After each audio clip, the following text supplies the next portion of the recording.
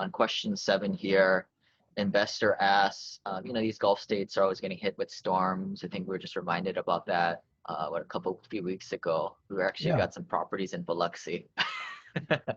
Kyle and I are in some projects, not with each other, so we have to bring a wide range of responses to this question. And I'll let you talk about Garden Place too. I'll let you take that one. But sure. as far as like insurance goes, this is why it's nice to not be a little landlord with your little State Farm or Allstate insurance, right? We have big kid insurance here for commercial assets where we're insured for the lost rents. And when we have a claim, we hire a claims person to fight on our behalf, and they get That's right. compensated based on how much the claim is. So a lot of times, I've actually had like 2 fires, and where a whole building has burned down twice. And the initial settlement that they gave us was like a third of what we actually ended up with, which goes to show why these claims adjuster guys are just totally worth it. And on a bigger project like this, we have the scales and the means to, the working capital to pay them to get them going to fight our claim for us to get everything that we're worth.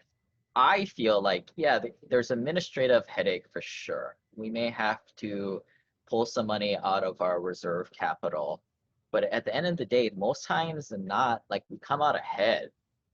I've gotten like a brand new roof put on an apartment building one time, which I thought was totally unfair, but hey, I'm gonna take it. I'm gonna take that. I got a brand new building built. On that one, we negotiated just a lump sum payment to go build something entirely new. I think the only problem is like it just takes a while. Maybe Kyle, you can talk about the Garden Place, the tree incidents too, just kind of working through Yeah. that. Well, unfortunately, you're working with these big insurance companies, but at the end of the day, you're also still working with people, and human error can still creep in every now and then, which is what happened to us at Garden Place. So we had a big tree that fell. Fortunately, nobody was hurt. There were some high winds in the area, and the tree just fell down. And this is Huntsville, so it's not like near the Gulf or anything else. They might have some tornadoes every now and then, but it's definitely not in Tornado Alley like in Dallas or Oklahoma or Kansas or something like that. But anyways, it took this was almost a year ago now. We are about to finally, it took 11 units offline. We are finally wrapping up the last 4 units, but it took forever because the insurance company, just something so simple, they were sending the check, the first check, which is where we pay the contractor deposit, they were sending it to the wrong address. So how it was never changed on their part, I don't know, but they sent the check 3 different times over the course of like 3 months, and we were just at a loss. But I do, I live here in the Gulf states. Hurricanes is just something that we deal with. It's not any different than if you're in California, and you have to deal with wildfires, or if you're in Tornado Alley, like I just mentioned. There's a ton of obviously great assets in the Dallas area. Dallas sees tornadoes on annual basis. Every now and then there's at least 2 or 3 big tornado storms that come through the Dallas area, between the spring and the summer. It's not uncommon there, and same thing with Oklahoma and Kansas. So and then away up north, you've got these crazy blizzards and everything else that can just take a toll on your property itself, just from the bitter winters that they have up north. So it's like anything else.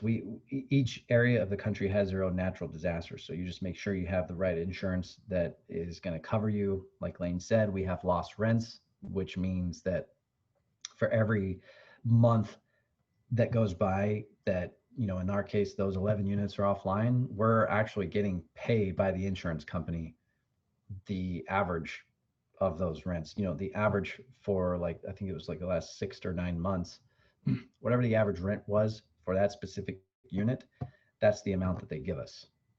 So we're covered there. So yes, it's never a good situation, I would say, to have to file a claim, especially on, when you're talking about fires. I mean, because, at the end of the day, we are talking about displacing people and having to find alternative housing for them in a lot of cases when we have a fire or down units in general. So, we're certainly sensitive to that, but to not, we don't want to downplay it by any means. But from an investor perspective and a risk profile, we're covered, and we're going to take the right amount of insurance out there. I think people often forget that our number one biggest investor on every single deal is our lender. Our lender is going to have certain parameters and certain guidelines and certain requirements from an insurance perspective that they're going to require us to do. And Fannie and Freddie is notorious for that, and just having additional coverages and things like that, that a normal traditional insurance agent is going to say, hey, look, yes, you can take that type of coverage. It's cost more. It's just more of conservative. I've had multiple insurance brokers tell me that type of make those types of comments. So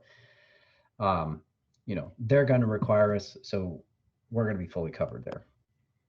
Yeah, and all that debacle is happening. We're collecting lost rents, and the beauty of that is like now these assets aren't decaying on us. They're not incurring expenses. We're not having property management fees on top of that, and there's a bit of a nice little delta in there that we come out ahead.